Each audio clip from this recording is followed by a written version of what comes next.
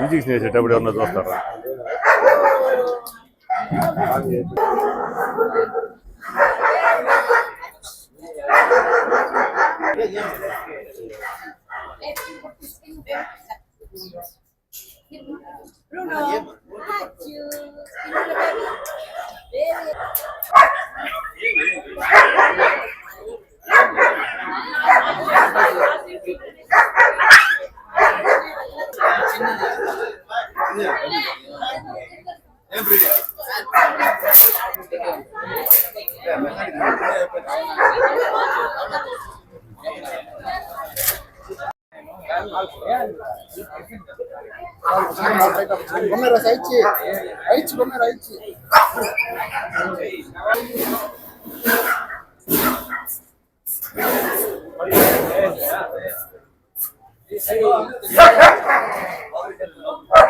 ఈ దినోత్సవము ఎందుకు జరుపుకుంటున్నాము?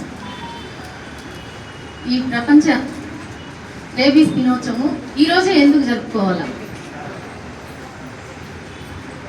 అంటే అంతకుముందు 28 సెప్టెంబర్ 28 ఎందుకు జరుపుకోవాలా? అంతకుముందు జరుపుకొని ఉండొచ్చు కదా.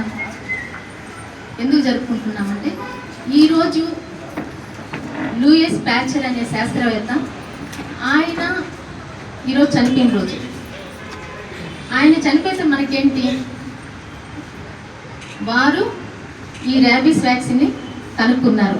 1885లో వారు ఈ వ్యాక్సిన్ని ఫస్ట్ ఒక చిన్న బాలుడికి వేసినారు.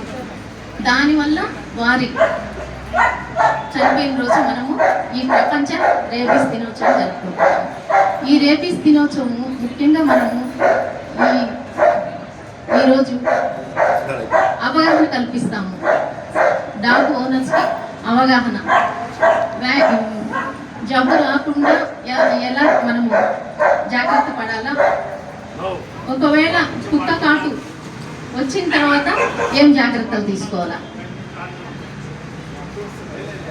మామూలుగా మనం ఏం చేస్తూ ఉంటాము, జనరల్గా మనం డాగ్ ఓనర్స్ చాలా వరకు మూఢనమ్మకాలు ఉంటాయి.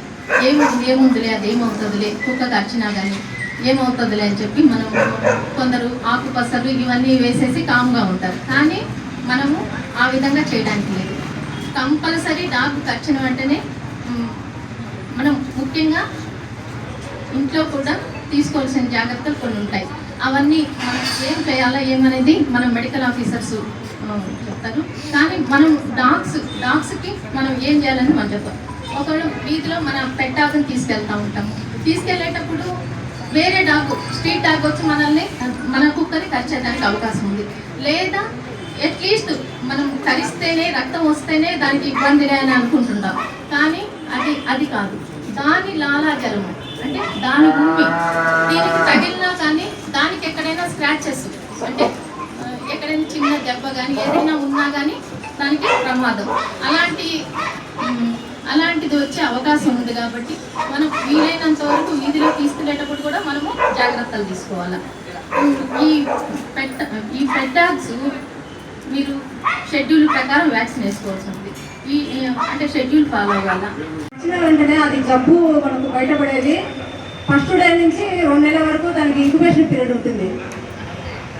లక్షణాలు బయటపడాలంటే అంటే కరిచిన ప్రాంతాన్ని బట్టి మెడ దగ్గర తర్వాత తల దగ్గర కరిస్తే తొందరగా లక్షణాలు జబ్బు ఎక్కువయ్యే ప్రమాదం ఉంది. అదే కుక్కకు వేరే ఇతర భాగాల్లో కరిచినప్పుడు ఏమంటే కొద్దిగా లేట్గా అంటే ఈవెన్ 1 year 2 years తర్వాత కూడా ఈ లక్షణాలు కనపడేదానికి అవకాశం ఉందన్నమాట. అంటే దీంట్లో మామూలుగా 2 రకాల లక్షణాలు ఉంటాయి.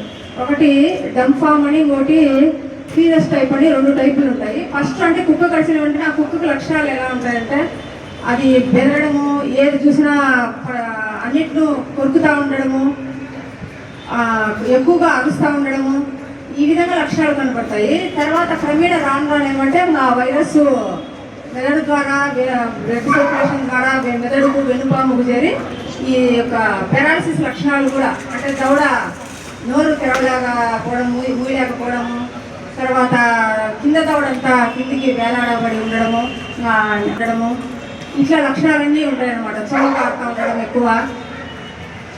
ఈ లక్షణాలు కనపడిన ఒక 10 రోజులకు కుక్క చనిపోయేదానికి అవకాశం ఉంది.